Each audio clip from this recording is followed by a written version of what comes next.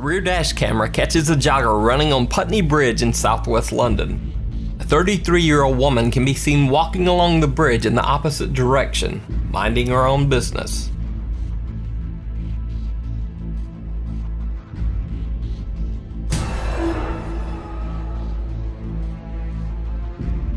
Without warning, the jogger violently shoves the woman into the path of an oncoming double-decker bus. Luckily, the driver is able to swerve to a stop in time to avoid hitting her. Thankfully, the woman only received minor injuries, but the jogger simply continued his run without stopping. He was caught on CCTV camera in the bus as he passed, but the man has never been identified or captured by police. The woman says that she didn't recognize the man and has no idea why he targeted her in such a violent way.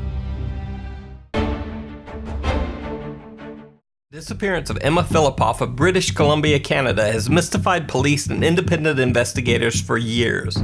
The case unfolds as a true unsolved mystery caught on camera.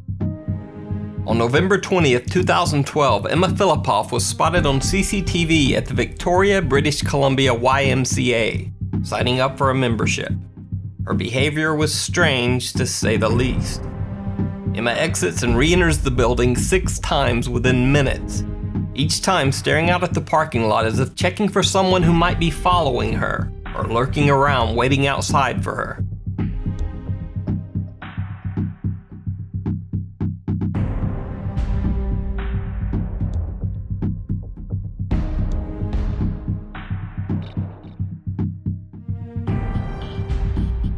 On the early morning of November 27th, Emma went into a nearby 7-Eleven convenience store.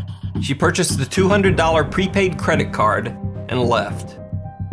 That same night, Emma returned to the convenience store and purchased a prepaid cellular phone.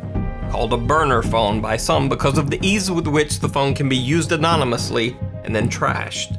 This was especially odd since Emma had never purchased or owned a phone like this before. Once again, Emma can be seen on CCTV acting strangely. Before leaving, she continuously peers out the window of the convenience store, as if checking for someone who might be following her or waiting outside.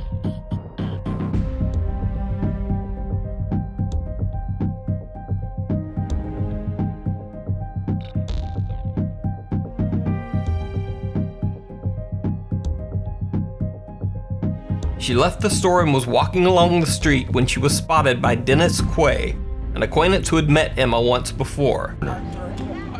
So I walked up to her, I'm like, Emma, are you okay? Like, are you looking for someone? Is someone following you? Like, what's happening?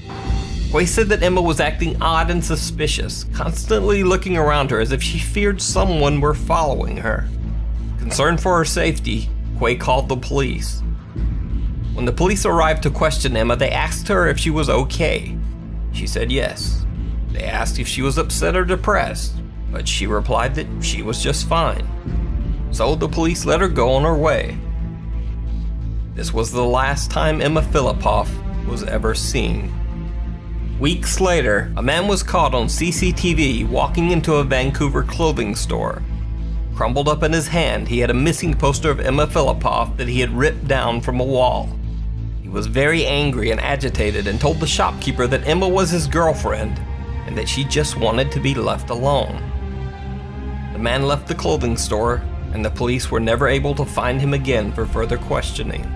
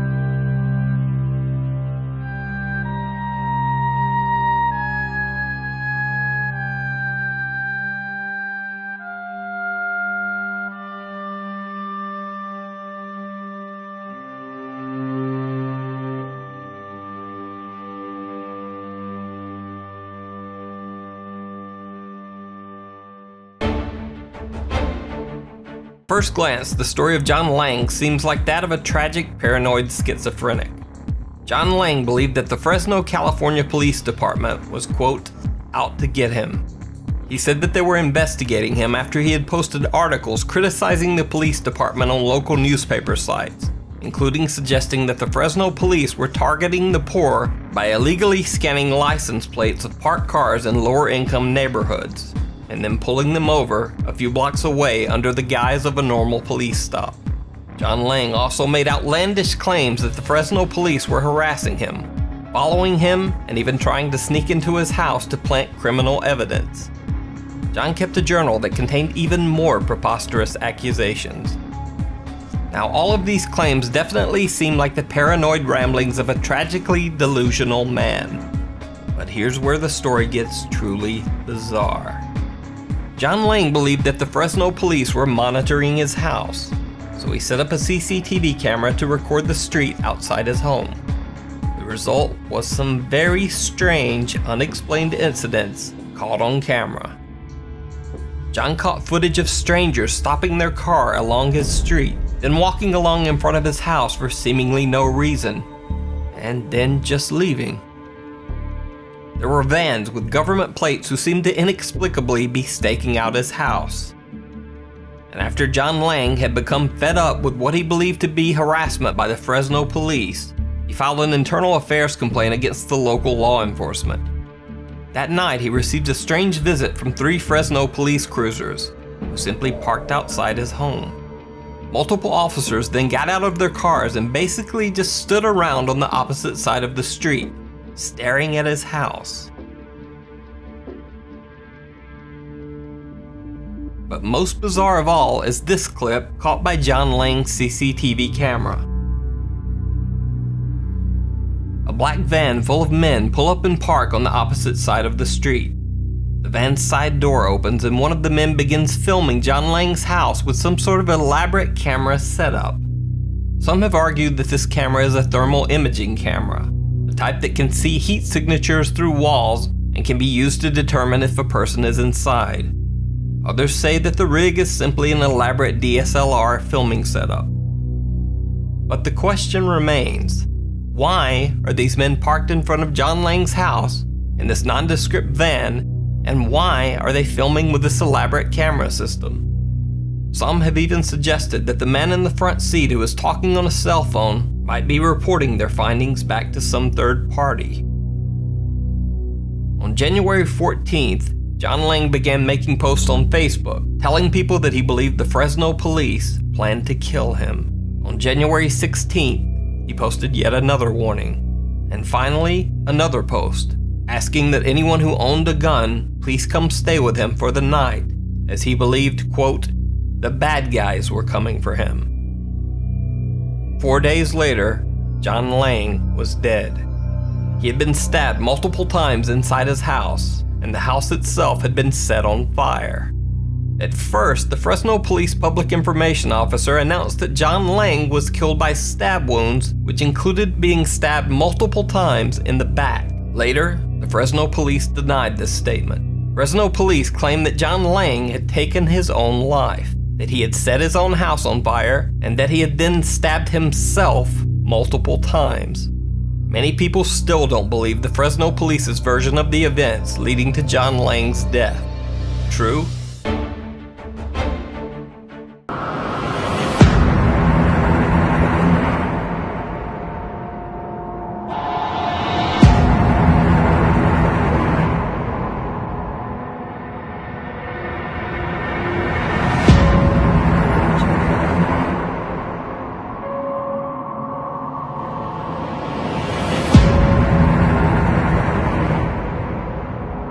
Audio Jungle.